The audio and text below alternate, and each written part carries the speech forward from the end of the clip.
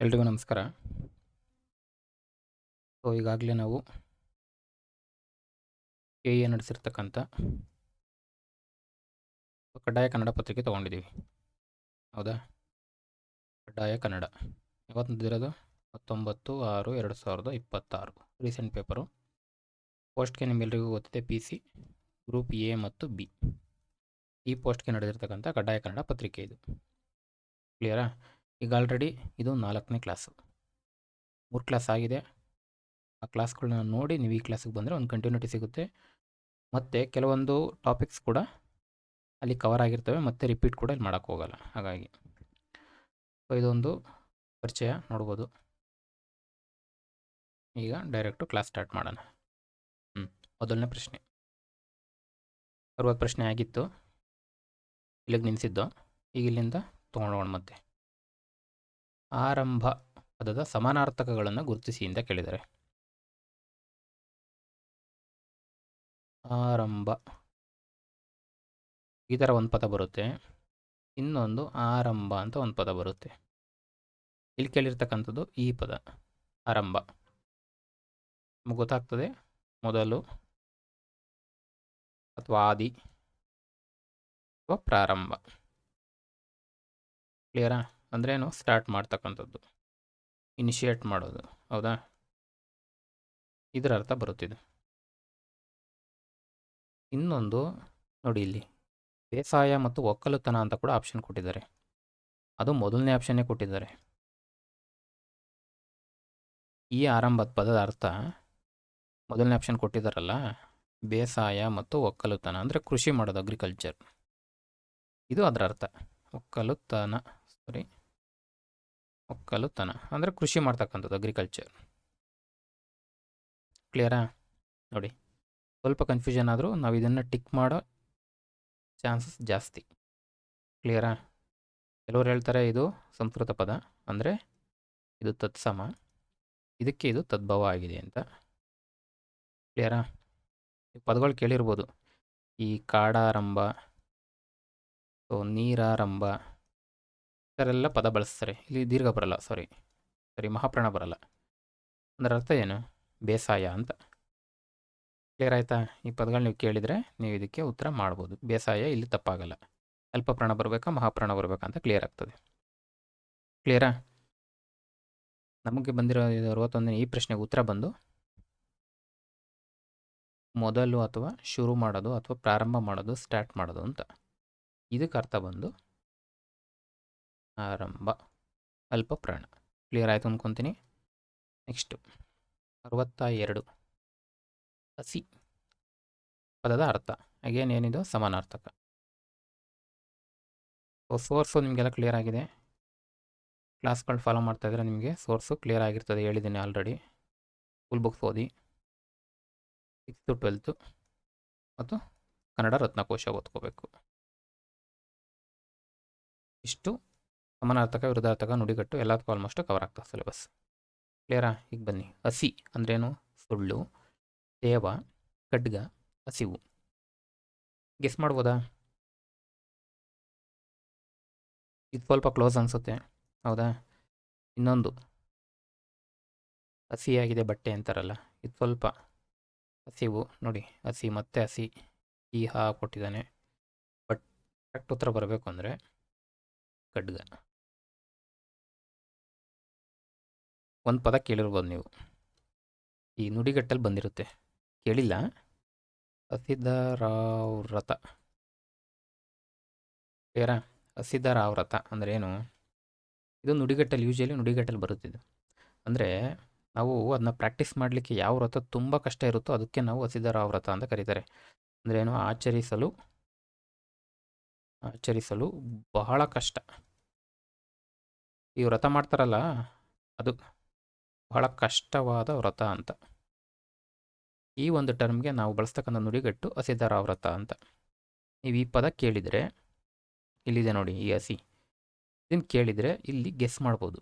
ಏನು ಹಸಿದರಾವ್ರತ ಅಂದರೆ ಕತ್ತಿಯ ಮೇಲೆ ನಡಿ ವಾಕ್ ಮಾಡ್ತೀವಲ್ಲ, ಅದು ಎಷ್ಟು ಭಾಳ ಕಷ್ಟ, ಅದು ಟಾಸ್ಕು ಅಷ್ಟೇ ಕಷ್ಟವಾದ ಟಾಸ್ಕು ಅಂತ ಈ ವ್ರತ ಮಾಡುವಾಗ.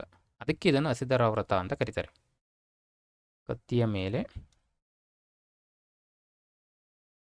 ನಡೆಯುವಾಗ ಆಗ್ತಕ್ಕಂಥ ಕಷ್ಟದಂತೆ ಈ ಒಂದು ವ್ರತ ಆಚರಿಸುವಾಗ ಆಗ್ತಕ್ಕಂಥ ಕಷ್ಟಕ್ಕೆ ನಾವು ಹಸಿದಾರ ವ್ರತ ಅಂತ ಕರೀತಾರೆ. ಇದು ನಮ್ಗೆ ಗೊತ್ತಿದ್ರೆ ಇಲ್ಲಿ ಉತ್ತರ ಮಾಡ್ಬೋದು. ಖಡ್ಗ, ಕ್ಲಿಯರಾಗಿ ಕತ್ತಿ, ಖಡ್ಗ ಇವೆಲ್ಲ ಬರ್ತವೆ. ಕ್ಲಿಯರ್ ಆಯಿತು ಅಂದ್ಕೊತೀನಿ. ಸುಳ್ಳು, ತೇವ ಇವೆಲ್ಲ ಕೇಳಿದ್ದಾರೆ. ತೇವ, ಸುಳ್ಳು, ಹಸಿವು ಎಲ್ಲ ಬೇರೆ ಬೇರೆ ಪದಗಳು ಬಂದಾವೆ. ಆ ಪದಗಳು ಬಂದಾಗ ತೊಗೊಳ್ಳೋಣ. ಈಗ ಇದು ಕ್ಲಿಯರ್ ಆಯ್ತಲ್ವಾ? ಇನ್ ಕೇಸ್ ಕೇಳಿಲ್ಲ ಅಂದರೂ ಕೂಡ ಇದೊಂದು ಪದ ನೆನ್ಪಿಟ್ಕೊಳ್ಳಿ. ಮುಂದೆ ಎಲ್ಲಾದರೂ ಬಂದರೆ ನುಡಿಗಟ್ಟಾಗೂ ಯೂಸ್ ಆಗುತ್ತೆ. ಇನ್ನೊಂದು ಈ ಪದಗಳ ಇದು ಪದ ಅರ್ಥ ಕೂಡ ತಪ್ಪಾಗಲ್ಲ. ಯಾಕಂದರೆ ಈ ಥರ ಸ್ವಲ್ಪ ಅದ್ರ ಬಗ್ಗೆ ಜಾಸ್ತಿ ತಿಳ್ಕೊಂಡಾಗ ನಮಗೆ ನೆನ್ಪುಳಿಯೋ ಶಕ್ತಿ ಜಾಸ್ತಿ, ಬೇಗ ಮರೆಯಲ್ಲ. ರೆಗ್ಯುಲರ್ ಆಗಿ ರಿವಿಷನ್ ಮಾಡ್ಕೊಂಬಿಟ್ರೆ ಅಲ್ಲಿಗೆ ಕವರ್ ಆಗುತ್ತೆ. ಕ್ಲಿಯರಾ? ಮುಂದೆ ಹೋಗೋಣ. ಇದು PYQ. ಈ ಹಸಿ ಪದಕ್ಕೆ ರಿಲೇಟೆಡ್ ಆಗಿ ಒಂದು KPSC ಅನ್ಕೊತೀನಿ. ಇದು KPSCನ ಏನೋ ಕೇಳಿದ್ದಾರೆ. ಬಾಳ್ ಎಂದರೆ ಅರ್ಥ. ಆನ್ಸರ್ ಮಾಡ್ಬೋದಾ? ಆ್ಯಸ್ ಯೂಶುವಲ್ ಹೇಳ್ದಂಗೆ ಸ್ಕ್ರೀನ್ ಮೇಲೆ ಬರ್ತಿದ್ದಂಗೆ ಪಾಸ್ ಮಾಡ್ಕೊಳ್ಳಿ. ಪಾಸ್ ಮಾಡಿಕೊಂಡು ನೀವು ಆನ್ಸರ್ ಮಾಡ್ಲಿಕ್ಕೆ ಟ್ರೈ ಮಾಡ್ತಾ ಹೋಗಿ. ಒಳ್ಳೆ ಪ್ರಾಕ್ಟೀಸ್ ಅದು. ಬಾಳೆಹಣ್ಣು ಆಗುತ್ತಾ, ಬದುಕು ಆಗುತ್ತಾ, ಕತ್ತಿನ ಬಾಗುನ ಅಂದ್ರೆ ಇದಕ್ಕೆ ಅರ್ಥ ಕತ್ತಿ. ಈ ಬಾಳ್ಗಚ್ಚು ಅನ್ನೋ ಪದ ಕೇಳಿರ್ತೀರ, ಹೌದಾ? ಸೊ ಕತ್ತಿ. ಕ್ಲಿಯರಾ? ನೋಡಿ, ಇಲ್ಲಿ ಬಾಳ್ ಅನ್ನುವಾಗ ಕತ್ತಿ ಅನ್ನೋ ಪದಕ್ಕೆ ನೀವು ಒಂದು ಸ್ವಲ್ಪ ನೋಡ್ಕೊಂಡಿದ್ರು, ಇಲ್ಲಿ ಹಸಿ ಅನ್ನೋ ಪದ ಅಲ್ಲಿ ಸಮಾನಾರ್ಥಕ ಪದ ಓದುವಾಗ ಬಂದಿರುತ್ತೆ, ಅಲ್ಲಿ ಗೊತ್ತಾಗಿರುತ್ತೆ. ನೆಕ್ಸ್ಟ್, ಕೆಳಗೆ ನೀಡಿರುವ ಸಂಧಿಗಳು, ಸಂಧಿ ಪದಗಳಲ್ಲಿ ಯಾವ ಜೋಡಿ ಅಥವಾ ಜೋಡಿಗಳು ಸರಿಯಾಗಿದೆ? ಸರಿಯಾಗಿರ್ತಕ್ಕಂಥ ಜೋಡಿನ ನಾವಿಲ್ಲಿ ಗುರುತಿಸ್ಬೇಕು. 4 ಕೊಟ್ಟಿದ್ದಾರೆ. ಒಂದ್ಯಾವುದು ಭಗ್ನಾವಶೇಷ ಸವರ್ಣ ಸಂಧಿ ಅಂತ, ಜಗಜ್ಜನನಿ ಗುಣಸಂಧಿ ಅಂತ, ಬೆಳ್ದಾವರೆ ಎಣ್ ಸಂಧಿ ಅಂತ, ತನ್ನಿಮಿತ್ತ ಬಂದು ಅನುನಾಸಿಕ ಸಂಧಿ ಅಂತ. ಏನು ಮಾಡಬೇಕು? ಫಸ್ಟು ಪದಗಳನ್ನ ಬಿಡಿಸ್ಕೋಬೇಕು. ಬಿಡಿಸ್ಬಿಟ್ಟು ಸಂಧಿನ ಗುರುತಿಸ್ಕೊಳ್ಳಿ. ಗುರುತಿಸ್ಕೊಂಡು ಆಮೇಲೆ ಇಲ್ಲಿಗೆ ಬಂದು ಮ್ಯಾಚ್ ಮಾಡ್ಕೋಬೇಕು. ಸೊ ಭಗ್ನಾವಶೇಷ ಹೇಗೆ ಬಿಡಿಸ್ತೀರಾ? ಭಗ್ನ ಅವಶೇಷ ಕರೆಕ್ಟಾ? 2 ಸಂಸ್ಕೃತ ಪದ, ಹೌದಾ? ಇಲ್ಲಿ ಆಕಾರ, ಇಲ್ಲಿ ಆಕಾರ, ಏನಾಗಿದೆ? ಭಗ್ನಾವಶೇಷ. ಇಲ್ಲಿ ದೀರ್ಘ ಬಂದಿದೆ. ಕ್ಲಿಯರಾ? ಸಜಾತಿ ಸವರ್ಣ. ಕ್ಲಿಯರಾ? ಸವರ್ಣಕ್ಕೆ ದೀರ್ಘ ಬಂದಿದೆ. ಸೊ ಸವರ್ಣ ದೀರ್ಘ ಸಂಧಿ. ಕರೆಕ್ಟಾ? ಸೊ ಅಂದರೆ ಇದು ಕರೆಕ್ಟ್ ಆಯಿತು. ಈಗ ಬನ್ನಿ, ಜಗಜ್ಜನನಿ. ನೋಡ್ತಿದ್ದಂಗೆ ಹೇಳ್ಬಿಡ್ತೀರಾ, ಜಗತ್ ಜನನಿ ಏನಾಗ್ತದೆ? ಜಗಜ್ಜನನಿ ಆಗುತ್ತೆ. ಕ್ಲಿಯರಾ? ಯಾವ ಸಂಧಿ ಬರುತ್ತಿದ್ದು? ಜಕಾರಕ್ಕೆ ಜಕಾರ, ಇಲ್ಲಿ ಜಕಾರ. ಋತ್ವ. ಕರೆಕ್ಟಾ? ಋತ್ವ ಅಂತ ಗೊತ್ತಿಲ್ಲ ಅಂದರೂ ಕೂಡ ಗುಣ ಅಂತೂ ಆಗಲ್ಲ. ಅದಂತೂ ಕ್ಲಾರಿಟಿ ಇರುತ್ತೆ ಎಕ್ಸಾಮಲ್ಲಿ, ಹೌದಾ? ನೆಕ್ಸ್ಟ್ ಸಿಗ್ ಬನ್ನಿ. ಬೆಳ್ದಾವರೆ ಸಿಂಪಲ್ಲು. ತಾವರೆ ಹೋಗಿ ಏನಾಗಿದೆ? ದಾ ಬಂದಿದೆ. ಅಂದಮೇಲೆ ಏನಾಗ್ತದೆ? ಆದೇಶ. ಕರೆಕ್ಟಾ? ಸೊ ಅಂದಮೇಲೆ ಅಂತ ಕೊಟ್ಟಿದ್ದಾರೆ, ಇದು ತಪ್ಪಾಗ್ತದೆ. ನೆಕ್ಸ್ಟು ಅನುನಾಸಿಕ. ಇದು ಸ್ವಲ್ಪ ಎಕ್ಸಾಮಲ್ಲಿ ನಮ್ಗೆ ಬಿಡ್ಸೋಕ್ಕೆ ಬರಲಿಲ್ಲ ಅಂದರೂ ಕೂಡ ಈಗ ಆಪ್ಷನಲ್ಲಿ ತೆಗಿಬೋದಾ? ನೋಡೋಣ. B ಮತ್ತು C ಬರೋಕ್ಕೆ ಚಾನ್ಸ್ ಇಲ್ಲ. ಇದು ಹೋಗುತ್ತೆ. ಓಕೆ, ಒಂದಷ್ಟೇ ತೆಗಿಬೋದು. A ಕರೆಕ್ಟಾ?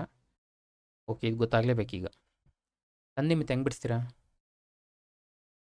ತತ್ ನಿಮಿತ್ತ. ನಾನು ಈಗ ಅಂದ್ಕೊಂಡಿದ್ದೀನಿ, ತಪ್ಪು ಅಂದರೆ ನೀವು ಗಮನಕ್ಕೆ ತರ್ಬೋದು. ತನ್ನಿಮಿತ್ತ, ಹೌದಾ?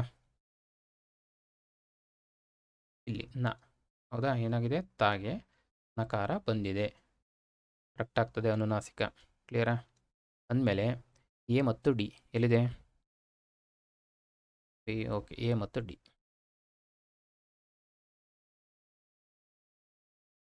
63ಕ್ಕೆ 4.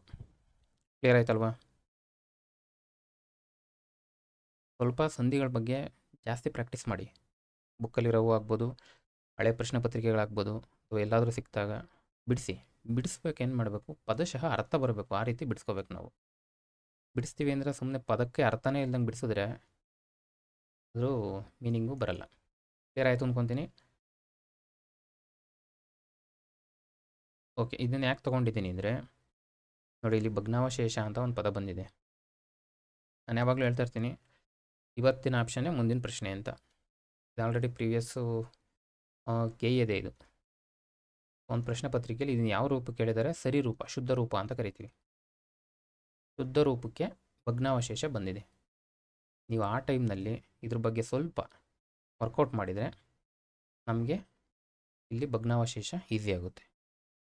ಇವೆಲ್ಲ ಕೇಳಿದರೆ ನನಗೆ ಸಿಗಲಿಲ್ಲ ಅಷ್ಟೇ, ಹುಡ್ಕೋಕ್ಕೆ ಟೈಮ್ ಆಗಲಿಲ್ಲ. ಇವೆಲ್ಲ ಕೇಳಿ ನಿಮಿತ್ತ ಕೇಳಿಲ್ಲ, ಇವೆಲ್ಲ ಕೇಳಿದರೆ ಹೆಚ್ಚು ಕಡಿಮೆ. ಭಗ್ನಾವಶೇಷ ಯಾವುದಾಗುತ್ತೆ? ಈಗಷ್ಟೇ ನೋಡ್ದು, ಭಗ್ನಾವಶೇಷ ಕರೆಕ್ಟಾ?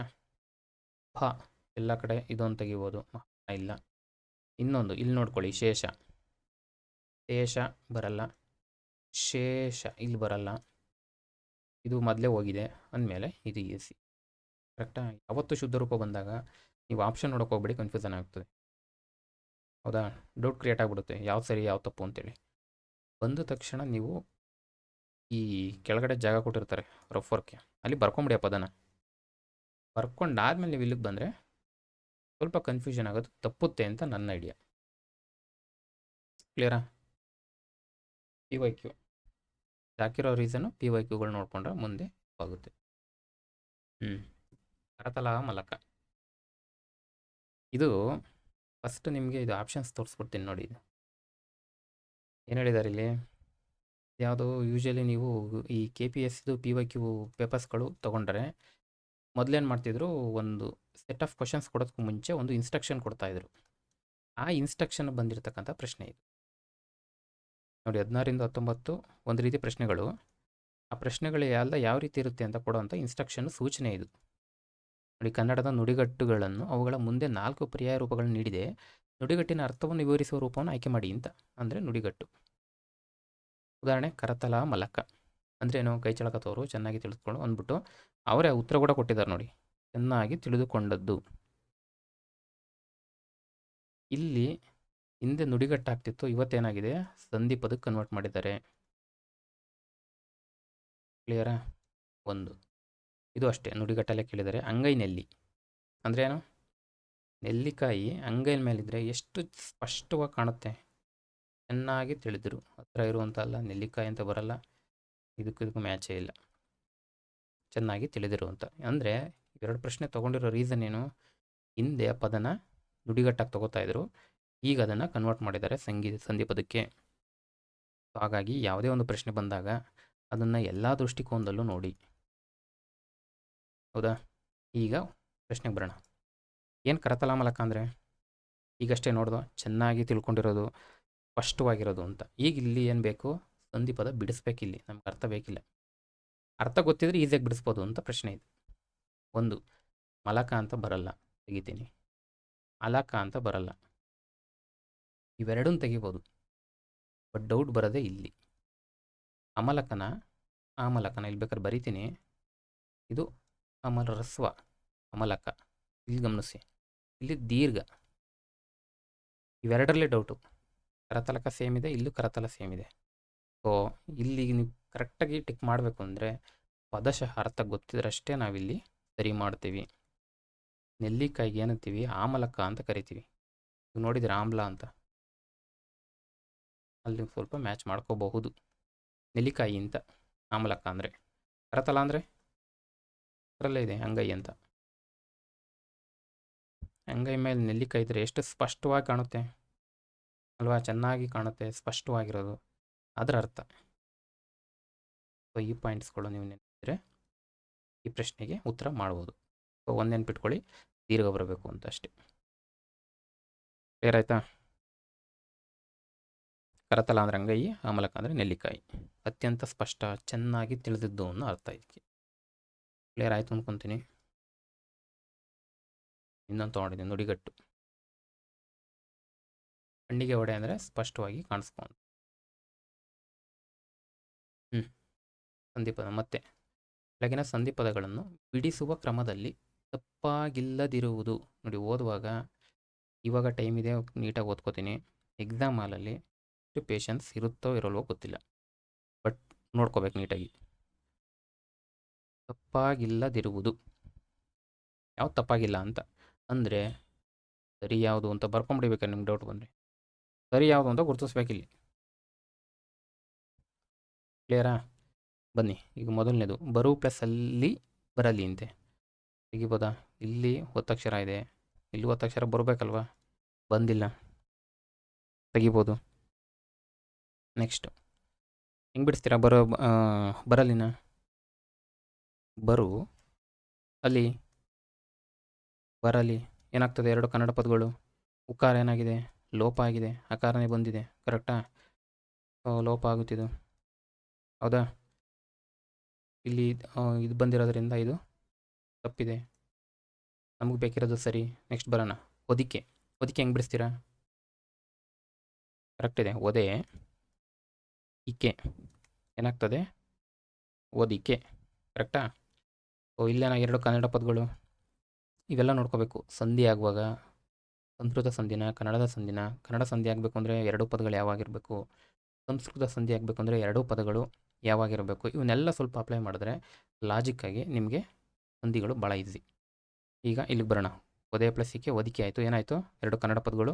ಇಲ್ಲಿ ಎಕಾರ ಇದೆ, ಬಟ್ ಏನಾಗಿದೆ? ಇಕಾರ ಬಂದಿದೆ. ಅಂದರೆ ಎಕಾರ ಲೋಪ ಆಯಿತು. ಇದು ಯಾವ ಸಂಧಿ? ಲೋಪ ಸಂಧಿ. ನಮ್ಗೆ ಈ ಮ್ಯಾಟ್ರ್ ಬೇಡ, ಇದು ಎಕ್ಸ್ಟ್ರಾ. ಬಟ್ ನಮ್ಗೆ ಬೇಕಿರೋದು ಇಷ್ಟಷ್ಟೇ ಬೇಕು.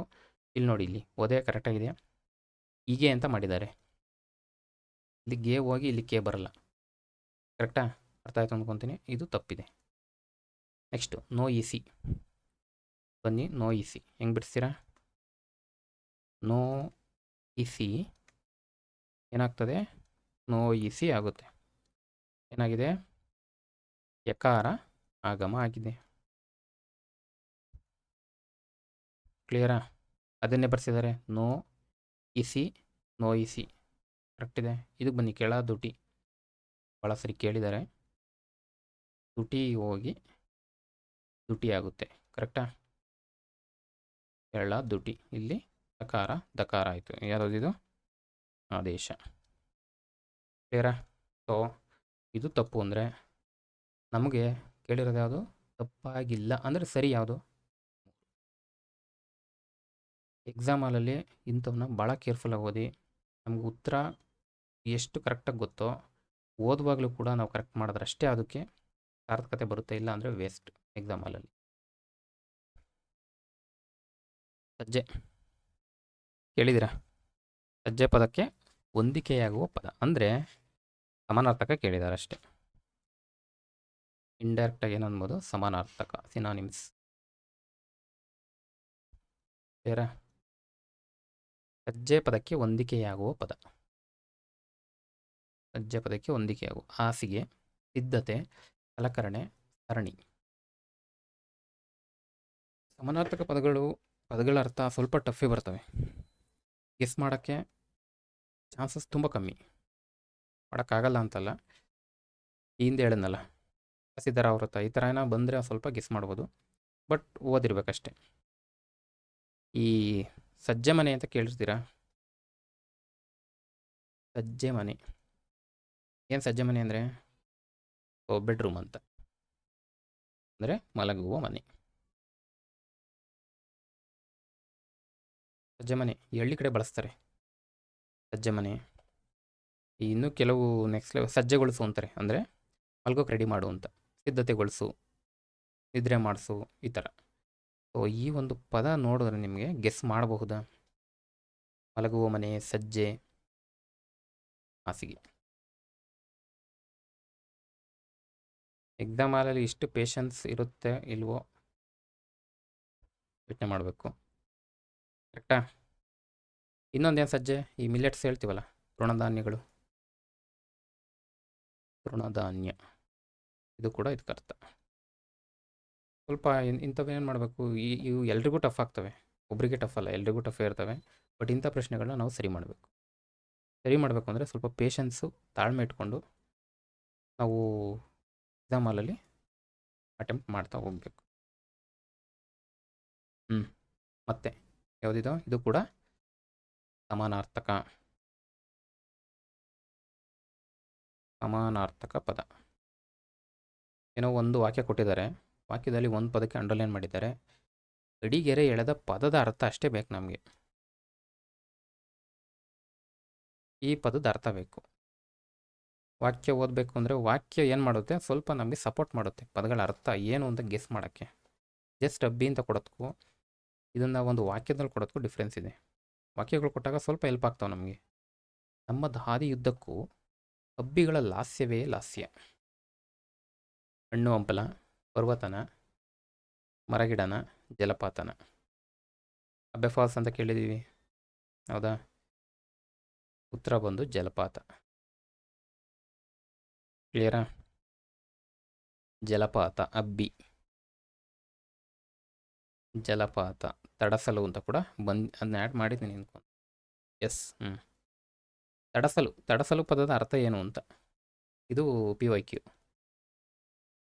ಅದಕ್ಕೆ ಯಾವುದೇ PYQ ಬಂದಾಗ ನೀವು ರತ್ನಕೋಶಕ್ಕೆ ಹೋಗ್ಬಿಟ್ಟು ಜಸ್ಟ್ ಏನು ತಡಸಲು ಅಂದರೆ ಜಲಪಾತ. ಇದಕ್ಕೆ ನಾವು ಅಷ್ಟೇ ನೋಡ್ಕೊಳ್ಳೋದಲ್ಲ, ಇಷ್ಟೇ ನೋಡ್ಕೋಬಾರ್ದು. ತಡಸಲು ಅನ್ನೋದಕ್ಕೆ ರತ್ನಕೋಶದಲ್ಲಿ ಹುಡುಕಿ ಒಂದು 2-3 ಅರ್ಥ ಬರ್ತವೆ. ಅವನ್ನೆಲ್ಲ ಸ್ವಲ್ಪ ನೋಟ್ ಮಾಡಿಕೊಂಡ್ರೆ ಮುಂದಿನ ದಿನದಲ್ಲಿ ಇವು ಪ್ರಶ್ನೆಗಳಾಗ್ತವೆ. ಇದು ಲೈವ್ ಎಕ್ಸಾಂಪಲ್. ಇದು ಈಗ ಇದು ಕೂತ್ರೆ ಏನು, ಜಲಪಾತನ? ತಡಸಲು ಅಂದರೆ ಜಲಪಾತ. ಅಲ್ಲೋಗಿ ಸ್ವಲ್ಪ ನೋಡ್ಕೊಂಡಿದ್ರೆ ಅಬ್ಬಿ ಅಂತ ಕಂಡಿರುತ್ತದೆ ನಿಮಗೆ. ಇಲ್ಲಿ ಅದನ್ನು ಸರಿ ಮಾಡಬಹುದು. ನೆಕ್ಸ್ಟ್ ಏನಿದು, ಇದು ಸಹ ಪದಗಳ ಅರ್ಥನೇ. ಪಟ್ಟಿ 1, ಪಟ್ಟಿ 2ರಲ್ಲಿರೋ ಪದಗಳ ಅರ್ಥಗಳೊಂದಿಗೆ ಹೊಂದಿಸಿ ಬರೆಯಿರಿ ಅಂತ ಪ್ರಶ್ನೆ. ಏನು ಮಾಡಬೇಕು, ಸ್ವಲ್ಪ ಡಿಫ್ರೆಂಟಾಗಿ ಕೊಟ್ಟಿದ್ದಾನೆ ಅಷ್ಟೆ. ಹೊಂದಿಸಿ ಬರೆಯಿರಿ ಪದಗಳ ಅರ್ಥ. ಇದು ಕೂಡ ಏನು, ಸಮಾನಾರ್ಥಕ. ಇದನ್ನು ಯಾಕೆ ಬರಿತೀನಿ, ಪ್ರತಿಯೊಂದು ಪ್ರಶ್ನೆ ಪತ್ರಿಕೆ ಪ್ರಶ್ನೆ ಮುಂದೆ ಅಂದರೆ ಸ್ವಲ್ಪ ನೋಟ್ ಮಾಡ್ಕೊಳ್ಳಿ. At the end of the day ಅಥವಾ ಕ್ವಶನ್ ಪೇಪರ್ ಯಾವಾಗ ಮುಗಿಸ್ತಿರೋ ಅವಾಗ ಯಾವ್ಯಾವ ಟಾಪಿಕ್ ಮೇಲೆ ಎಷ್ಟು ಪ್ರಶ್ನೆಗಳಾಗಿದೆ ಅಂತ ನಿಮ್ಮ ಒಂದು ನೋಟ್ಬುಕ್ ಎಂಡಲ್ಲಿ ಬರ್ಕೊಳ್ಳಿ. ಅದೇನು ಮಾಡುತ್ತೆ, ಮುಂದೆ ನೀವು ಪ್ರಿಪೇರ್ ಮಾಡಲಿಕ್ಕೆ ಹೆಲ್ಪ್ ಆಗ್ತದೆ. ಸಮಾನಾರ್ಥಕದ ಮೇಲೆ ಒಂದು 10 ಕೇಳಿದ್ದಾರೆ, ವಿರುದ್ಧಾರ್ಥಕ ಒಂದು 3 ಕೇಳಿದ್ದಾರೆ. ಈ ಥರ ಒಂದು ನಿಮ್ಗೊಂದು ಐಡಿಯಾ ಸಿಕ್ಕಿದ್ರೆ ಯಾವುದ್ರ ಮೇಲೆ ನಾವು ಫೋಕಸ್ ಮಾಡಬೇಕು ಅಂತ ಗೊತ್ತಾಗುತ್ತೆ. ಆ ಉದ್ದೇಶಕ್ಕೋಸ್ಕರ ಇದನ್ನು ಬರಿತಾ ಇದ್ದೀನಿ. ಯೂಶಲಿ ನಾನು ಹೀಗೆ ಮಾಡೋದು. ನೆಕ್ಸ್ಟು ಮೆಟ್ಟು. ಇಲ್ಲಿ ಪ್ರಶ್ನೆಗೆ ಬನ್ನಿ. ಪಟ್ಟಿ 1ರಲ್ಲಿ ಏನು ಕೊಟ್ಟಿದ್ದಾರೆ, ಪಟ್ಟಿ 2. ಫಸ್ಟ್ ಪಟ್ಟಿ 1 ಓದ್ಕೊಳ್ಳಿ. ಇಲ್ಲಿ ಸ್ವಲ್ಪ ಇವರು ಬರೆದಿರೋರು ಸ್ವಲ್ಪ ಇದು ಮಾಡಿದ್ದಾರೆ, ಬೇಕಾದ್ರೆ ಸೈಡಲ್ಲಿ ಬರಿತೀನಿ ನಾನು. ಮೆಟ್ಟು, ಹರಿ, ಎಳೆ, ಚೇತನ. ನಿಮಗೆ ಚೇತನ ಗೊತ್ತು, ಯಾಕಂದರೆ ತುಂಬ ಸರಿ ಕೇಳಿದ್ದಾರೆ ಇದನ್ನ. ಈ ಕಡೆಗೆ ಬನ್ನಿ. ಪ್ರವಹಿಸು ವಿಷ್ಣು, ಶಕ್ತಿ ಪ್ರಜ್ಞೆ, ಚಪ್ಪಲಿ ತುಳಿ, ಚಿಗುರು ಸೆಳೆ. ಮೆಟ್ಟು ಯೂಶಲಿ ಹಳ್ಳಿ ಕಡೆ ಬಳಸ್ತಾರೆ, ಕರೆಕ್ಟಾ? ಇದನ್ನು ಹೇಳೋ ಅವಶ್ಯಕತೆ ಇಲ್ಲ. ಚಪ್ಪಲಿ, ಕರೆಕ್ಟಾ? ಇನ್ನೊಂದು ಕಾಲಲ್ಲಿ ಹಾಕೊಂಡು ಮೆಟ್ಟು ಅಂದರೆ ತುಳಿ ಅಂತ, ಕರೆಕ್ಟಾ? ಈ ಚಪ್ಪಲಿ ಗೊತ್ತು ನಿಮಗೆ, ಎಲ್ಲರೂ ಹಳ್ಳಿ ಕಡೆ ಬಳಸೋ ಪದನೇ ಇದು. ನೆಕ್ಸ್ಟ್ ಇನ್ನೊಂದು ತುಳಿ, ಕರೆಕ್ಟ್ ಆಯಿತು. ಎಗೆ 3, ಬಹಳ ಕ್ಲೋಸು, ಎಲ್ಲವೂ 3 ಇದೆ. ನೆಕ್ಸ್ಟು ಹರಿ. ವಿದ್ಯುತ್ ಹರಿಯಿತು ಅಂತ ಕೇಳ್ತೀವಲ್ವ, ವಿದ್ಯುತ್ ಪ್ರವಾಹ ಅಥವಾ ವಿದ್ಯುತ್ ಹರಿಯಿತು ಅಥವಾ ನೀರು ಹರಿಯಿತು, ಈ ಥರ ಎಲ್ಲ ಬರುತ್ತಲ್ವ. ಹರಿ ಅಂದ್ರೇನು, ಪ್ರವಹಿಸು, ವಿದ್ಯುತ್ ಪ್ರವಾಹ, ಪ್ರವಹಿಸೋದು ಒಂದು ಅರ್ಥ. ಇನ್ನೊಂದು ಹರಿ ವಿಷ್ಣು ಕೂಡ ಗೊತ್ತಿದೆ ನಿಮಗೆ. ಏನಾಗ್ತವೆ ಇವೆಲ್ಲ, ಏನು ಅಂದರೆ ನಾನು ಅರ್ಥ ಇವೆಲ್ಲ. ಇದೊಂದು ಕಾನ್ಸೆಪ್ಟು KPSC ಕೇಳ್ತಿದ್ರು, ಬಟ್ ಇಲ್ಲೆಲ್ಲೂ ಕೇಳಿಲ್ಲ, ಬಟ್ ತಿಳ್ಕೊಳ್ಳಿ. ಏನಾಗ್ತದೆ, ಹರಿಗೆ ಪ್ರವಹಿಸು ವಿಷ್ಣು. ಪಿಗೆ 1. ಓಕೆ, 2 ತೆಗಿತೀನಿ. ಇದೋಯ್ತು, ಇದೋಯ್ತು. ನಾನೀಗ 2ರಲ್ಲಿ 2 ಅಥವಾ 4. ನೆಕ್ಸ್ಟ್ ಬನ್ನಿ. ಚೇತನ ಅಥವಾ ಎಳೆ. ಚೇತನ ಗೊತ್ತಾಗುತ್ತೆ ನಿಮಗೆ, ಅಂದರೆ ಏನು, ಚೈತನ್ಯ ಉಳ್ಳದ್ದು, ಅಂದರೆ ಜೀವ ಉಳ್ಳದ್ದು, ಅಂದರೆ ಒಂದು ಶಕ್ತಿ ಅಥವಾ ಒಂದು ಪ್ರಜ್ಞೆ ಅಂತ ಹೇಳ್ಬೋದು. ಇಲ್ಲಿ ಇವೆರಡು ಆಪ್ಷನಲ್ಲಿ ನಾವು ಕಂಪೇರ್ ಮಾಡಿದಾಗ ಇದು ಇದಕ್ಕೆ ಸೂಟಬಲ್. ಡಿಗೆ 2. ಓಕೆ, ಇಲ್ಲಿದೆ ಡಿಗೆ 2, ಕರೆಕ್ಟಾ? ಡಿಗೆ 2 ಅಂದಮೇಲೆ ಇದನ್ನು ತೆಗಿತೀನಿ. ಒಂದು ಸರಿ ಕ್ರಾಸ್ ಚೆಕ್ ಮಾಡ್ಕೊಳ್ಳಿ. ನಮ್ಗೆ ಉಳಿದಿದೆ ಯಾವುದೀಗ, ಸಿಗೆ ಯಾವುದಿದೆ, 4. ಎಳೆ ಅಂದರೆ ಚಿಗುರು, ಎಳೆತನ, ತನ್ನೆಡೆಗೆ ಎಳ್ಕೊ ಅಂತಾರಲ್ಲ, ಅಂದರೆ ಸೆಳೆದ, ಅಟ್ರಾಕ್ಟ್ ಮಾಡುವ ಅನ್ನೋ ಅರ್ಥ, ಸೆಳೆ. ಇನ್ನೊಂದು ಚಿಗುರು ಅಂದರೆ ಎಳೆತನ, ಚಿಗುರು. ಕ್ಲಿಯರಾ? ಮೆಟ್ಟು, ಚಪ್ಪಲಿ, ಪಾದರಕ್ಷೆ ಇವೆಲ್ಲ ಬರ್ತದೆ. ಹರಿ, ಪ್ರವಹಿಸು, ಎಳೆ, ಆಕರ್ಷಣೆ ಇವೆಲ್ಲ ಬರ್ತದೆ. ಇನ್ನೊಂದು ನೂಲಿಂದು ದಾರ, ಅದಕ್ಕೂ ಕೂಡ ಎಳೆ ಅಂತ ಬಳಸ್ತಾರೆ. ಬರೋದು ಮುಂದಿನ ದಿನದಲ್ಲಿ ನೂಲಿನ ದಾರ ಅಥವಾ ಎಳೆ. ಚೇತನ ಅಂದರೆ ಶಕ್ತಿ ಅಥವಾ ಪ್ರಜ್ಞೆ. ಕ್ಲಿಯರಾ? ಅಂದರೆ ಜೀವಂತವಾಗಿರೋದು ಅಂತ ಕೇಳಿದ್ದಾರೆ. ಇದನ್ನ ಅಪೋಸಿಟ್ ವರ್ಡಲ್ಲಿ ಕೇಳಿದ್ದಾರೆ, ತೊಗೊಂಡಿರ್ಬೇಕು ಇದನ್ನ. ತೊಗೊಂಡಿದ್ದೀನಿ. ಇದಕ್ಕೆ ಉತ್ತರ ಏನಿದೆ ಟಿಕ್ ಮಾಡಿಬಿಡೋಣ. ಕೆಲವೊಂದು ಸರಿ ಉತ್ತರ ಹೇಳಿರ್ತೀವಿ, ಬಟ್ ಟಿಕ್ ಮಾಡುವಾಗ ತಪ್ಪಾಗಿದ್ರು ಸ್ವಲ್ಪ ಕರೆಕ್ಷನ್ ಮಾಡ್ಕೊಳ್ಳಿ. ಗಮನಕ್ಕೆ ತಂದು ಏನು ತೊಂದರೆ ಇಲ್ಲ. ಕರೆಕ್ಟಾ?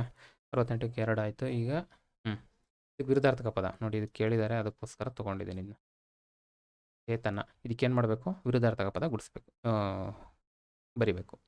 ಅನಿಶ್ಚೇತನ, ನಿಶ್ಚೇತನ, ಅಚೇತನ, ಜಡ. ಹೇಳ್ಬೋದಾ? ನಿಶ್ಚೇತನ ಅಂತ ಬಿಟ್ಟಿದ್ದಾರಾ ಕೀ ಆನ್ಸರು. ಜಡ ಆಗುತ್ತಾ ನಿಶ್ಚೇತನ ಆಗುತ್ತಾ ಸ್ವಲ್ಪ ನೀವು ವರ್ಕೌಟ್ ಮಾಡಿ, ಯಾವ್ದು ಸೂಟಬಲ್ ಆಗುತ್ತೆ ಸ್ವಲ್ಪ ಗಮನಕ್ಕೆ ತನ್ನಿ. ನೆಕ್ಸ್ಟ್ 69. ಇದು ಗ್ರಾಮರ್ಗೆ ಬಂದು,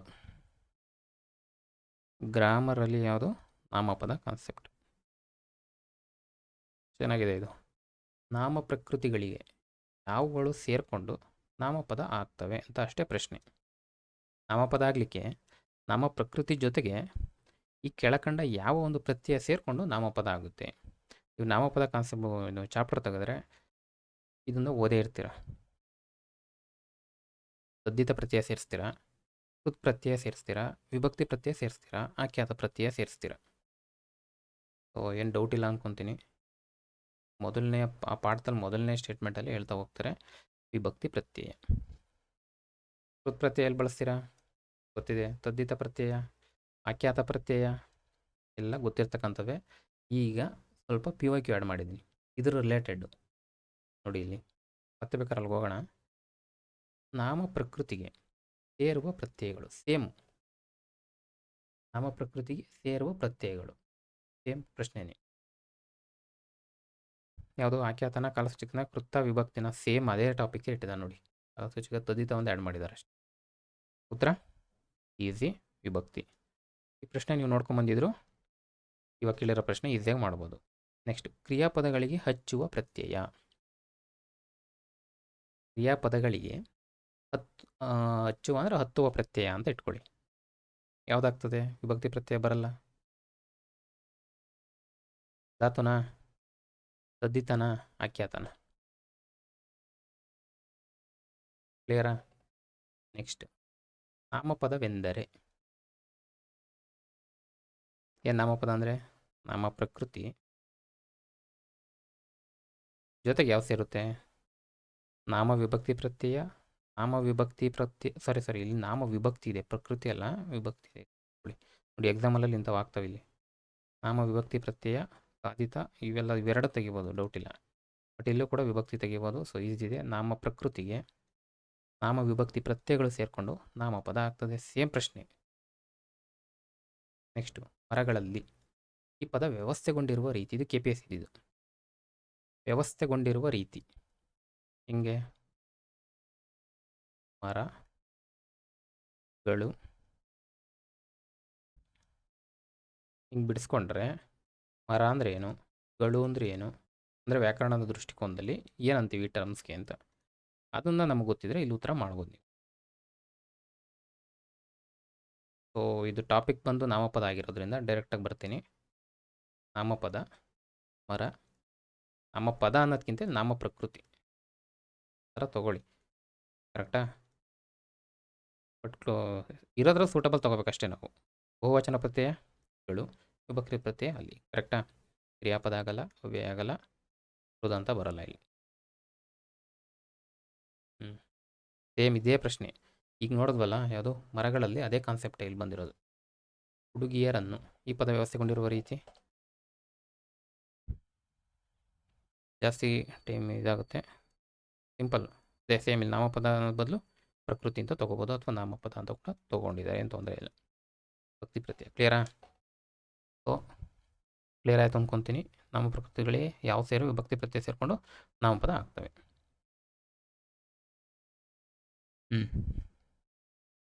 70ನೇದು ರವಿಯು ಇಲ್ಲಿ ಅಂಡರ್ಲೈನ್ ಮಾಡಿದ್ದಾರೆ. ಈ ವಾಕ್ಯದಲ್ಲಿ ಅಡಿಗೆರೆ ಎಳೆದ ಪದದ ನಾಮ ವಿಶೇಷಣವನ್ನು ಗುರುತಿಸಿ ಅಂತ ಪ್ರಶ್ನೆ. ಫಸ್ಟ್ ಇಷ್ಟು ನೋಡ್ಕೊಂಬಿಡಿ. ಈ ವಾಕ್ಯದಲ್ಲಿ ಅಡಿಗೆರೆ ಎಳೆದ ಪದದ ನಾಮ ವಿಶೇಷಣ ಗುರುತಿಸಿ. ವಾಕ್ಯ ಯಾವುದು? ರವಿಯು ಪಡುವಣದಲ್ಲಿ ಮುಳುಗುತ್ತಾನೆ. ಅಂಡರ್ಲೈನ್ ಮಾಡಿರ್ತಕ್ಕಂಥದ್ದು ಪಡುವಣ.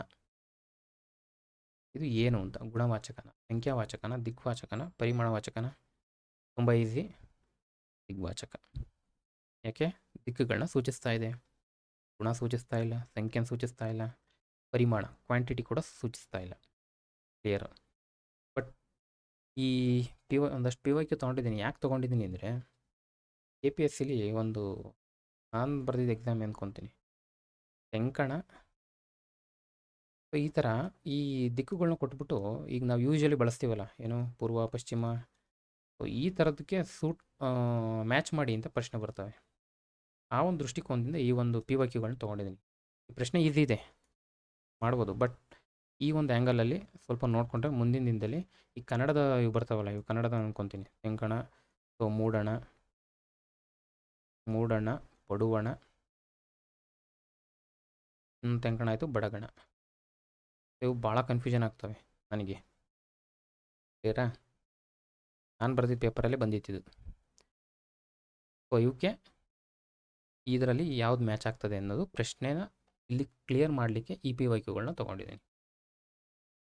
ಇದೆಲ್ಲ ಸಾಲ್ವ್ ಮಾಡಿದ್ದೀನಿ ಆಲ್ರೆಡಿ. ದಿಕ್ಕುಗಳ ಹೆಸರನ್ನು ಸೂಚಿಸ್ತಕ್ಕಂಥವು ಶಬ್ದಗಳೆಲ್ಲ ದಿಕ್ವಾಚಕಗಳು ಕರೆಕ್ಟು. ಆಚೆ ಈಚೆ ದಿಗ್ವಾಚಕ್ಕೆ ಉದಾಹರಣೆ ಆಗಲ್ವಾ? ಯೂಶ್ವಲಿ ಉದಾಹರಣೆ ಇವು. ಹಾಗಾಗಿ ಏನಾಗ್ತದೆ, ಹೇಳಿಕೆ 1 ಸರಿ, ಹೇಳಿಕೆ 2 ತಪ್ಪು. ಓಕೆ, ಇದು ಸರಿ.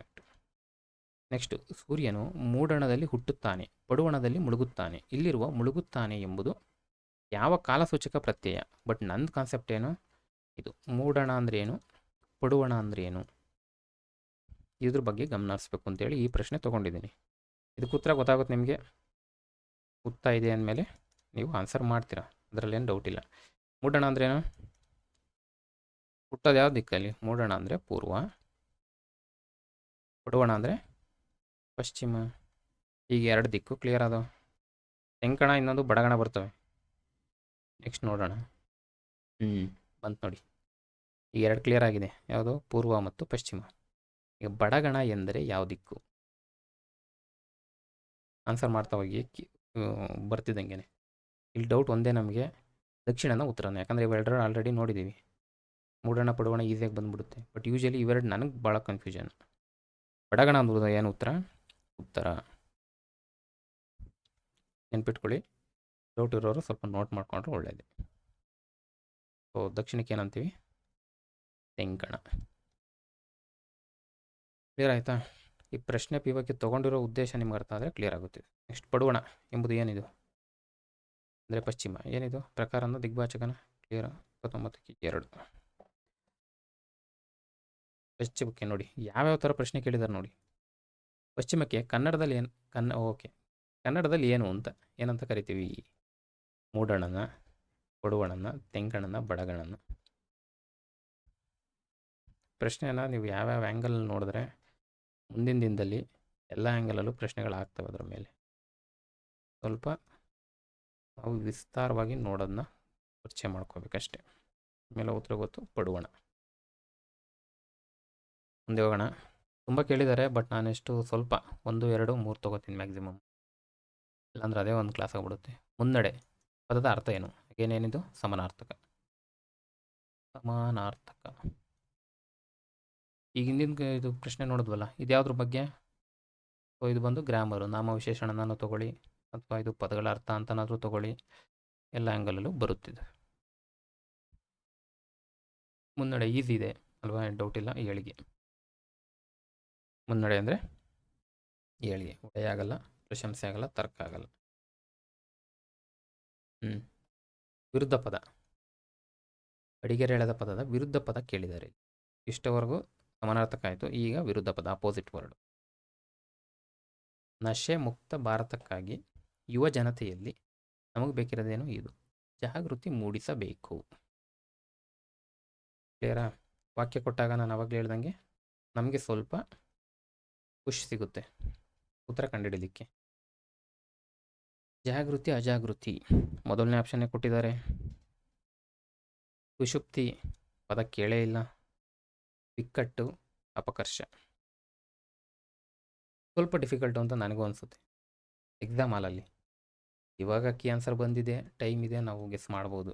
ಬಟ್ ಎಕ್ಸಾಮ್ ಹಾಲಲ್ಲಿ ಪ್ರತಿಯೊಂದು ಪ್ರಶ್ನೆಯನ್ನು ನಾವು ಎಕ್ಸಾಮ್ ಹಾಲಲ್ಲಿ ದೃಷ್ಟಿಕೋನದಿಂದ ನೋಡಿದ್ರೆ ಸ್ವಲ್ಪ ನಮಗೆ ಹೆಲ್ಪ್ ಆಗುತ್ತೆ. ಹೌದಾ? ಯೂಶಲಿ ತಪ್ಪು ಮಾಡ್ತಕ್ಕಂಥ ಪ್ರಶ್ನೆನೇ ಇದು. ಸ್ವಲ್ಪ ಗಮನಿಸ್ಕೊಳ್ಳಿ. ಯಾವತ್ತೂ ಮೊದಲನೇ ಆಪ್ಷನ್ನೇ ಕೊಟ್ಟಿರ್ತಾರೆ, ಅಲ್ಲೇ ಎಡವಲಿ ಅಂತ. ಬಟ್ ಇದು ಅಜಾಗೃತಿ ಅಲ್ಲ, ಸುಷುಪ್ತಿ. ಸ್ವಲ್ಪ ಪದ ಸಹ ಅರ್ಥ ನೋಡಿದಾಗ ಇದು ಕರೆಕ್ಟ್ ಇದೆ ಅನ್ಸುತ್ತೆ. ಇದು ಏನು ಸುಷುಪ್ತಿ ಅಂದರೆ? ಸುಷುಪ್ತಿ ನಾನಂತೂ ಈ ಪದ ಕೇಳಿಲ್ಲ, ಇವಾಗ ಫಸ್ಟ್ ಕೇಳಿರೋದು. ಅಂದ್ರೇನು? ಈ ಮೈ ಮರೆತ ಸ್ಥಿತಿ ಅಂತ. ಮೈ ಮರೆತ ಸ್ಥಿತಿ, ನಿದ್ರಾವಸ್ಥೆ ಅಂತನಾದ್ರು ಅಂದ್ಕೊಳ್ಳಿ. ಅಂದರೆ ಜಾಗೃತವಲ್ಲದ ಸ್ಥಿತಿ. ಅಜಾಗೃತ ಆಗಲ್ವಾ? ಆಗುತ್ತೆ, ಬಟ್ ಸೂಟಬಲ್. ಅಜಾಗೃತ ಸ್ಥಿತಿ ವೇಟೇಜ್ ಜಾಸ್ತಿ ಇದಕ್ಕೆ. ಅಜಾಗೃತಿನೂ ಆಗುತ್ತೆ, ಬಟ್ ಸುಷುಪ್ತಿ ಕರೆಕ್ಟಾಗಿರ್ತಕ್ಕಂಥ ಪದ ಇದಕ್ಕೆ, ಸುಷುಪ್ತಿ. ಈ 3 ಅವಸ್ಥೆಗಳು ಅಂತ ಬರ್ತಾವೆ ನಿಮಗೆ, ಇದೊಂದು ಸ್ವಲ್ಪ ನೆನ್ಪಿಟ್ಕೊಳ್ಳಿ. 3 ಅವಸ್ಥೆಗಳು. ಒಂದು ಜಾಗೃತ ಸ್ಥಿತಿ, ಇನ್ನೊಂದು ಸ್ವಪ್ನ ಸ್ಥಿತಿ, ಇನ್ನೊಂದು ಸುಷುಪ್ತಿ.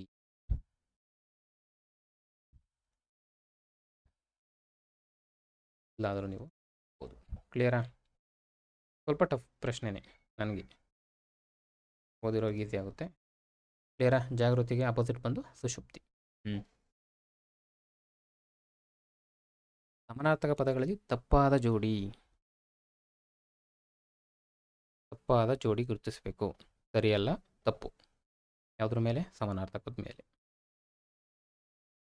ಫಸ್ಟು ಸರಿ ಯಾವುದು ಗುರುತಿಸ್ಕೊಂಬಿಡೋಣ. ದಿವ ಅಂದರೆ ಕತ್ತಲನ, ಆರ್ಣವ ಅಂದರೆ ಸಮುದ್ರನ, ತಿಮಿರ ಅಂದರೆ ಆಕಾಶನ. ಇದು ನನಗೆ ಈಸಿಯಾಗಿ ಗೊತ್ತು, ಯಾಕಂದರೆ KPSCಲಿ ಭಾಳ ಸರಿ ಕೇಳಿದ್ದಾರೆ. ಧನುಜ ರಾಕ್ಷಸ, ಇದು ಕೂಡ ಗೊತ್ತು. ಇನ್ನೊಂದು ಈ ಕತ್ತಲು ಗೊತ್ತು ನನಗೆ, ಯಾಕಂದರೆ ತಿಮಿರ ಅಂದರೆ ಕತ್ತಲು ಅಂತ KPSCಲಿ ಆಗಿದೆ ಪ್ರಶ್ನೆ. ಕ್ಲಿಯರಾ? ಅಂದಮೇಲೆ ಇವೆರಡಕ್ಕೂ ದಿವ ಕತ್ತಲು ಆಗೋಕ್ಕೆ ಚಾನ್ಸ್ ಇಲ್ಲ, ತಿಮಿರ ಆಕಾಶ ಆಗ್ಲಿಕ್ಕೆ ಚಾನ್ಸ್ ಇಲ್ಲ. ಕರೆಕ್ಟಾ? ತಪ್ಪಾದ ಜೋಡಿ ಇವೆರಡಂತೂ ಬಂದೇ ಬರ್ತದೆ, ಎ ಅಥವಾ ಸಿ.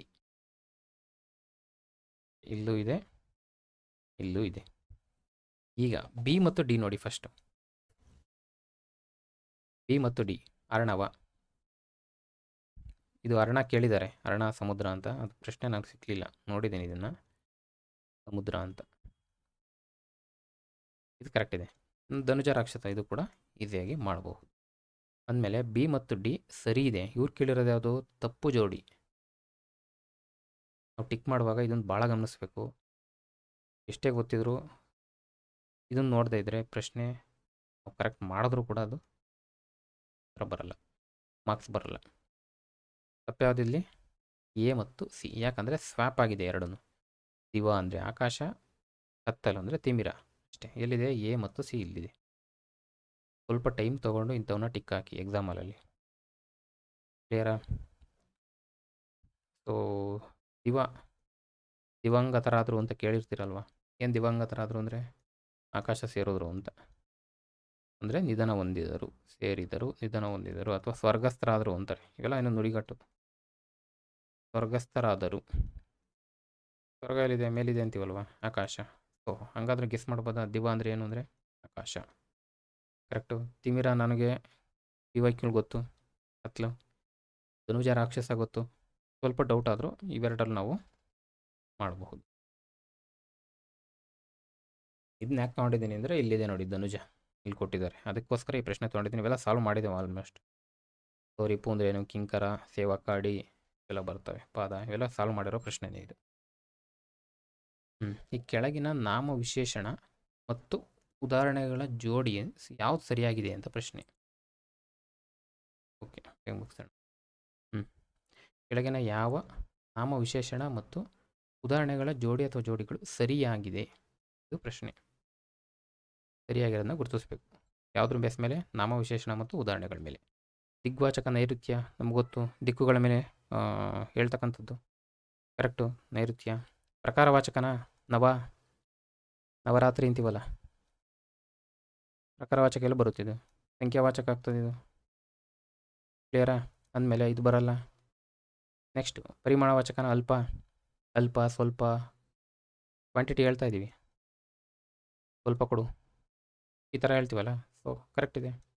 ಸಂಖ್ಯಾವಾಚಕನ ಇಂಥ ಬರಲ್ಲ. ಏನು ಮಾಡಿದ್ದಾರೆ, ಇಲ್ಲಿ ಸ್ವಾಪ್ ಮಾಡಿದ್ದಾರೆ. ಯೂಶಲಿ ಇದೇ ಆಗಿರ್ತದೆ ಎಕ್ಸಾಮಲ್ಲಿ. ನಾವು ಸ್ವಲ್ಪ ಗಮನಿಸ್ಕೊಂಡ್ರೆ, ಟೈಮ್ ಕೊಟ್ಕೊಂಡು ಸರಿ ಮಾಡಬಹುದು. ಸರಿ ಯಾವುದು ಅಂತ ಕೇಳಿದರೆ ನನಗೆ ಬಿ ಮತ್ತು ಡಿ ತಪ್ಪು ತೆಗಿತೀನಿ, ಎ ಮತ್ತು ಸಿ ಕರೆಕ್ಟು. ಟಿಕ್ ಹಾಕುವಾಗ ಭಾಳ ಕೇರ್ಫುಲ್ಲಾಗಿ ಹಾಕ್ಕೊಳ್ಳಿ. ಟಿಕ್ ಹಾಕಿದ್ರೆ ಹೋಯ್ತು ಅಲ್ಲಿಗೆ. ಕ್ಲಿಯರಾ? ಯಾವುದು ಡೌಟ್ ಇಲ್ಲ ಮಾಡ್ತಕ್ಕಂಥ ಪ್ರಶ್ನೆ ಇದು. ಹಾಕ್ಕೊಂಡಿದ್ದೆ ನೋಡಿ, ಪಿ ವೈ ಕ್ಯೂ ಕೇಳಿರೋದು ಎಲ್ಲಿ ಕೆಲವು. ಯಾಕೆ ತೊಗೊಂಡಿದ್ದೀನಿ ಅಂದರೆ ಬಂದಿರ್ತಾವೆ ಆಲ್ಮೋಸ್ಟ್, ಅದಕ್ಕೋಸ್ಕರ. ಸೊ ಇವೆಲ್ಲ ಸಾಲ್ವ್ ಮಾಡಿರ್ತಕ್ಕಂಥದ್ದೇ. ಟಿಕ್ ಬೇಕಾದ್ರೆ ಹಾಕ್ತೀನಿ, ನೋಡ್ಕೊಳ್ಳಿ ಇದು. ಮತ್ತೆ ಅದೇ ಪ್ರಶ್ನೆ ನೋಡಿ. ಪರಿಮಾಣ, ಕಾರ, ಸಂಖ್ಯಾ, ಗುಣ. ಸಾವಿರ, ಕೆಂಪು, ಹಲವು, ಎಂತ. ಏನೋ ಇವೆಲ್ಲ ಸಾಲ್ವ್ ಮಾಡಿದ್ವಿ ಹೆಚ್ಚು ಕಡಿಮೆ ಆಲ್ಮೋಸ್ಟ್.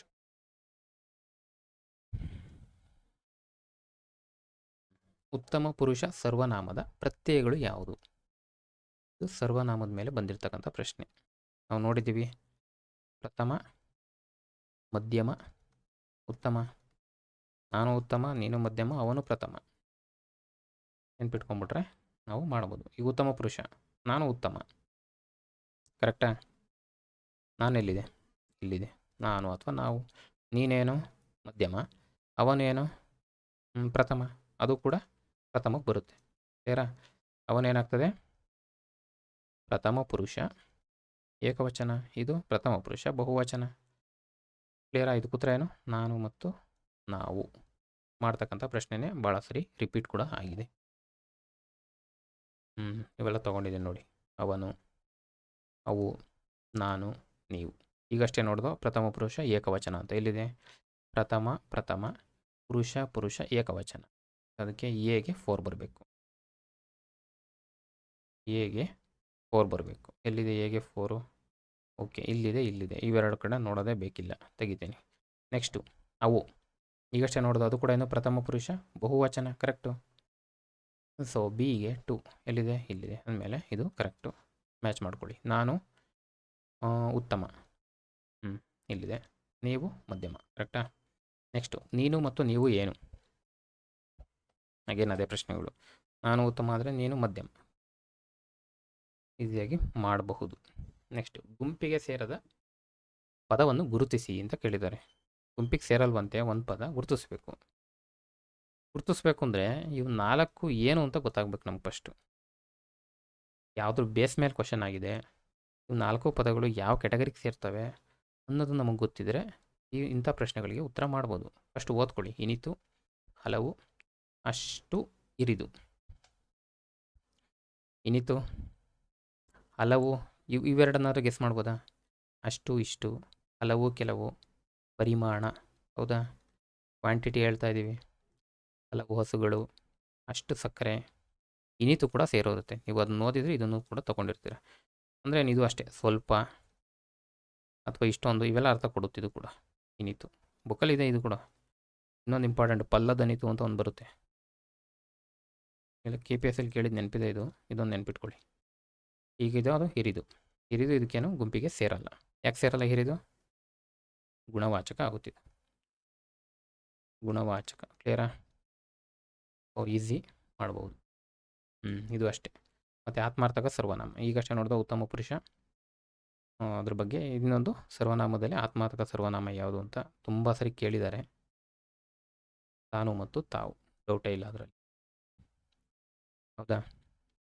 ನಾನು ಮತ್ತು ನಾವು ಏನು ನೋಡಿ, ಅದು ಅವು ಏನು ನೋಡಿ, ನೀನು ನೀವು ಆಲ್ರೆಡಿ ಸಾಲ್ವ್ ಮಾಡಿದ್ವಲ್ಲ ಈಗ ಅಷ್ಟೇ. ಸೊ ಹಾಗಾಗಿ ಪ್ರತಿಯೊಂದು ಆಪ್ಷನ್ನು ಸ್ವಲ್ಪ ನೋಡ್ತಾ ಹೋಗಿ, ಹೆಲ್ಪ್ ಆಗುತ್ತೆ. ಮತ್ತೆ ತಾನು ಎಂಬ ಸರ್ವನಾಮ ಏನು ಅಂತ ಈಗಷ್ಟೇ ನೋಡ್ದು. ತಾನು ಅಂತಕ್ಕಂಥದ್ದು ಆತ್ಮಾರ್ಥಕ. ಕರೆಕ್ಟಾ? ಆತ್ಮಾರ್ಥಕ ಸರ್ವನಾಮಗಳು ಯಾವುದು? ತಾನು ಮತ್ತು ತಾವು. ಥೀಮು ಒಂದು ನೆನ್ಪಿಟ್ಕೊಳ್ಳಿ, ಕೇಯದಲ್ಲಿ ಥೀಮು ಭಾಳ ರಿಪೀಟ್ ಆಗ್ತಾ ಇದೆ. ಪ್ರಶ್ನೆಗಳು ಸ್ವಲ್ಪ ಚೇಂಜ್ ಆಗ್ಬೋದು, ಬಟ್ ಥೀಮು ಸೇಮ್ ಇದೆ. ಕರೆಕ್ಟಾ? ಇದು ನನ್ನ ಪರ್ಸ್ನಲ್ ಒಪಿನಿಯನ್. ಇದು ಚೆನ್ನಾಗಿದೆ ನೋಡಿ. ಮನೆಯೊಳ್ ಇಲ್ಲಿರ್ತಕ್ಕಂಥ ವಿಭಕ್ತಿ ಯಾವುದು?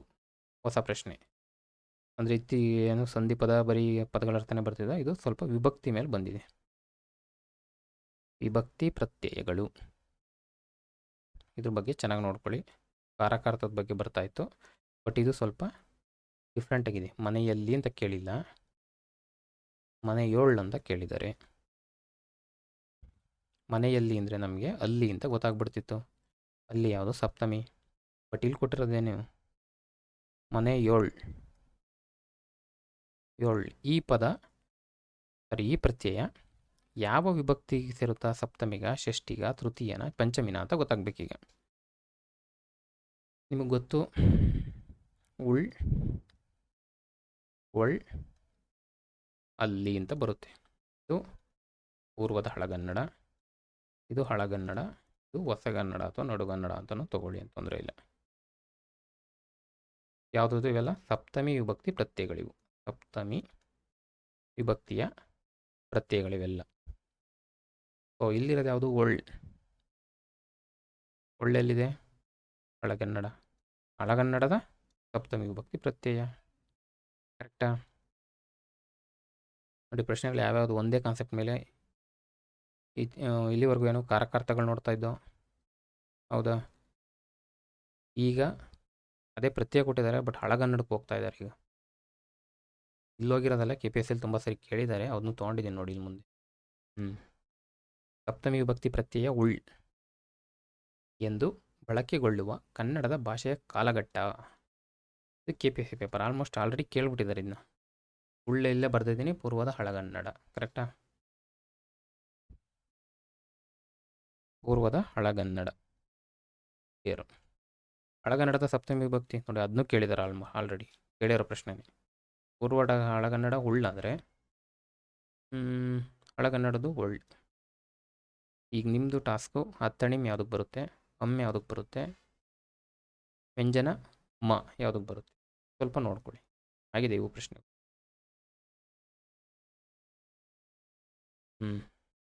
ಅಣ್ಣಂದಿರ, ಇದು ಅಂಡರ್ಲೈನ್ ಹಾಕಿದ್ದಾರೆ. ಬನ್ನಿರಿ, ಈ ವಾಕ್ಯದಲ್ಲಿ ಅಡಿಗೆರೆ ಎಳೆದಿರುವ ಪದದ ವಿಭಕ್ತಿ ನೋಡಿ. ಇನ್ನೊಂದು ಪ್ರಶ್ನೆ ವಿಭಕ್ತಿ ಮೇಲೆ ಬಂತು. ವಿಭಕ್ತಿ ಪ್ರತ್ಯಯ ಅಡಿಗೆರೆ ಎಳೆದಿರೋದು ಅಣ್ಣಂದಿರ. ಇಲ್ಲಿ ಬರ್ಕೊಂಬಿಡಿ, ಡೌಟ್ ಬಂದು. ಅಣ್ಣಂದಿರ,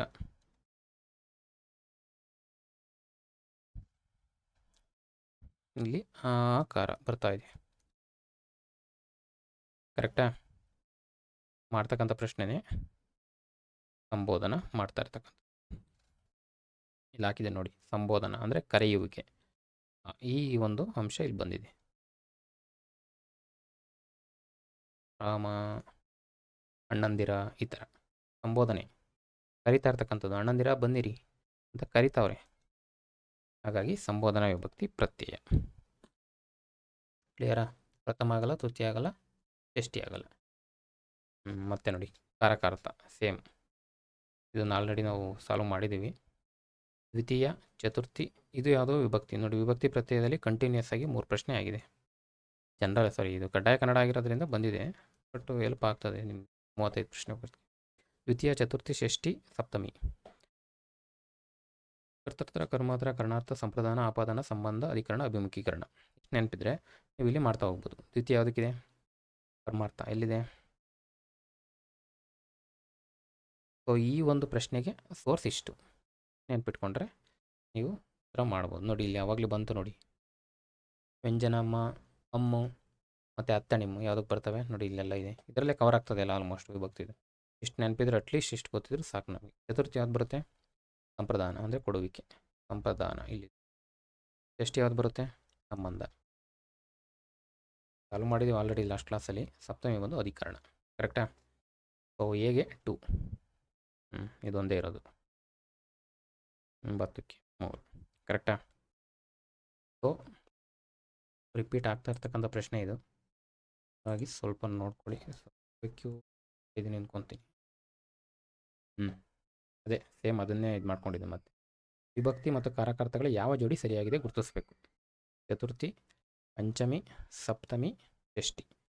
ಸೋರ್ಸು ಸಿಕ್ಕಿದೆ, ಅದರ ಪ್ರಕಾರ ನೋಡ್ಕೊಳ್ಳಿ.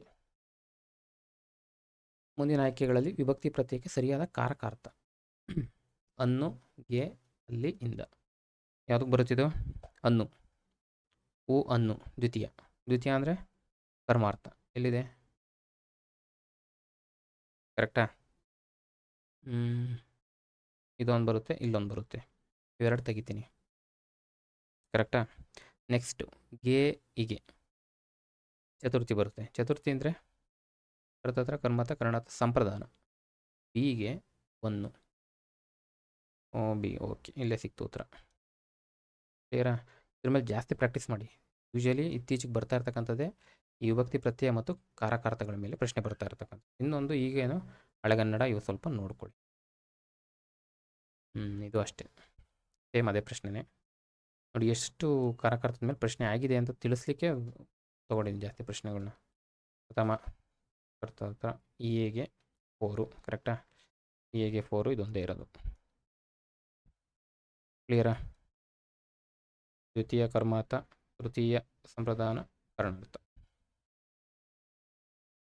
ತೃತೀಯ ಒಂದು ಕರ್ಣಾರ್ಥ ಚತುರ್ಥಿ ಒಂದು ಸಂಪ್ರದಾನ ಭೀಮನು ತನ್ನ ಬಲಗಾನಿಂದ ಚೆಂಡನ್ನು ಇದನ್ನು ಸಾಲ್ವ್ ಮಾಡಿದ್ದೀವಿ ಭೀಮನು ತನ್ನ ಬಲಗಾನಿಂದ ಚೆಂಡನ್ನು ಒದ್ದನು ಈ ವಾಕ್ಯದಲ್ಲಿ ಬಳಕೆಯಾಗಿರುವ ಪ್ರತ್ಯಯಗಳನ್ನು ಕಾರಕಾರ್ಥಗಳೊಂದಿಗೆ ಹೊಂದಿಸಿರಿ ಭೀಮನು ಹೂ ಇದೆ ಚೆಂಡನ್ನು ಅನ್ನು ಇದೆ ತನ್ನ ಇದೆ ಇಂದ ಇದೆ ಸೊ ಅದಕ್ಕೆ ನಾವು ಮ್ಯಾಚ್ ಮಾಡ್ಕೋಬೇಕು ಯಾವ ವಿಭಕ್ತಿ ಪ್ರತ್ಯಯ ಅಂತ ನೋಡ್ಕೊಳ್ಳಿ ಅದಕ್ಕೆ ಸಂಬಂಧಪಟ್ಟಂತೆ ಕಾರಕಾರ್ಥಗಳನ್ನ ಇದು ಮಾಡ್ತಾ ಹೋಗಿ ಈಗ ಹೂ ಯಾವ್ದು ಬರುತ್ತೆ ಕರ್ತೋತ್ರ ಕರೆಕ್ಟಾ ಸೊ ಎಗೆ 2 ಎಲ್ಲಿದೆ ಓಕೆ ಇವೆರಡು ತೆಗಿತೀನಿ ನೆಕ್ಸ್ಟು ಅನ್ನು ಹೂ ಅನ್ನು ಕರ್ತೋತ್ರ ಅಂದರೆ ಕರ್ಮಾರ್ಥ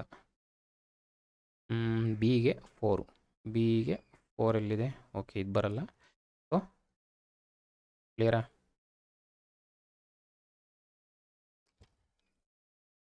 ಓಕೆ 81ರಿಂದ ನೆಕ್ಸ್ಟ್ ಕ್ಲಾಸಲ್ಲಿ ತೊಗೊಳ್ಳೋಣ ಸೊ ಇವತ್ತೆಷ್ಟು ಒಟ್ಟು 20 ಪ್ರಶ್ನೆಗಳನ್ನ ಸಾಲ್ವ್ ಮಾಡಿದ್ದೀವಿ ಅದಷ್ಟು ಸ್ವಲ್ಪ ಹೋಮ್ವರ್ಕ್ ಅಂದವನ್ನ ನೀವು ಪ್ರಾಕ್ಟೀಸ್ ಮಾಡಿ ನಿಮಗೆ ಹೆಲ್ಪ್ ಆಗ್ತದೆ ಈ ಒಂದು 20 ಪ್ರಶ್ನೆಯಲ್ಲಿ ಆಗ್ಬೋದು ಅಥವಾ ಈ ಒಂದು ಕಂಪ್ಲೀಟು 80 ಪ್ರಶ್ನೆ ಸಾಲ್ವ್ ಆದಂಗೆ ಆಯಿತು ಯಾವುದೇ ಡೌಟ್ ಇದ್ದರೂ ಇದಕ್ಕೆ ಉತ್ತರ ಇದು ಸರಿಯಲ್ಲ ಇದು ಅನ್ನೋದು ಗಮನಕ್ಕೆ ತೊಗೊಂಬನ್ನಿ ಕ್ಲಿಯರಾ ಮತ್ತು ಕಂಟೆಂಟ್ ಇಷ್ಟ ಆದರೆ ಲೈಕ್ ಮಾಡಿ ಬೇರೆಯವ್ರಿಗೆ ಯೂಸ್ ಆಗುತ್ತೆ ಅಂದರೆ ಶೇರ್ ಮಾಡಿ ಹೌದಾ ನೆಕ್ಸ್ಟು ಚಾನಲ್ಗೆ ಸಬ್ಸ್ಕ್ರೈಬ್ ಕೂಡ ಆಗಿ ಕಂಟೆಂಟ್ ಇಷ್ಟ ಆದರೆ ಸಬ್ಸ್ಕ್ರೈಬ್ ಆಗಿ ಕ್ಲಿಯರಾ ಸೊ ಇಷ್ಟು ಹೇಳ್ತಾ ಈ ಕ್ಲಾಸ್ನ ಕ್ಲೋಸ್ ಮಾಡ್ತೀನಿ ಸೊ ಇನ್ನು 20 ಕ್ವಶನ್ ಉಳಿಯುತ್ತೆ ಬೇಗ ಮುಗಿಸ್ಬಿಡ್ತೀನಿ ಅದನ್ನು ಕೂಡ ಸೊ VAO ಅಕ್ಟೋಬರ್ಗಿತ್ತು ಎಕ್ಸಾಮು 2 or 3 ಅಂದ್ಕೊತೀನಿ ಸೊ ಟೈಮ್ ಇಲ್ಲ ಜಾಸ್ತಿ ಪ್ರಾಕ್ಟೀಸ್ ಮಾಡಿ ಜನರಲ್ ಕನ್ನಡ ಆಗ್ಬೋದು GK ಆಗ್ಬೋದು GS ಆಗ್ಬೋದು ಜಾಸ್ತಿ ಚೆನ್ನಾಗಿ ಪ್ರಾಕ್ಟೀಸ್ ಮಾಡ್ತಾ ಹೋಗಿ PYQ ಚೆನ್ನಾಗಿ ನೋಡ್ಕೊಳ್ಳಿ ಮಾಡ್ಬೋದು ಪೋಸ್ಟ್ ಜಾಸ್ತಿ ಇದೆ ಅಲ್ವಾ ಎಷ್ಟಾಗುತ್ತೋ ಅಷ್ಟು ನಾನು ಕೂಡ ಸಾಲ್ವ್ ಮಾಡ್ತೀನಿ ಇಷ್ಟು ಹೇಳ್ತಾ ಕ್ಲಾಸ್ ಕ್ಲೋಸ್ ಮಾಡ್ತೀನಿ ಓಕೆ ಕಡೆಯವ್ರಿಗೂ ಕ್ಲಾಸ್ ನೋಡಿದವ್ರು ಎಲ್ರಿಗೂ ಕೂಡ ಥ್ಯಾಂಕ್ ಯು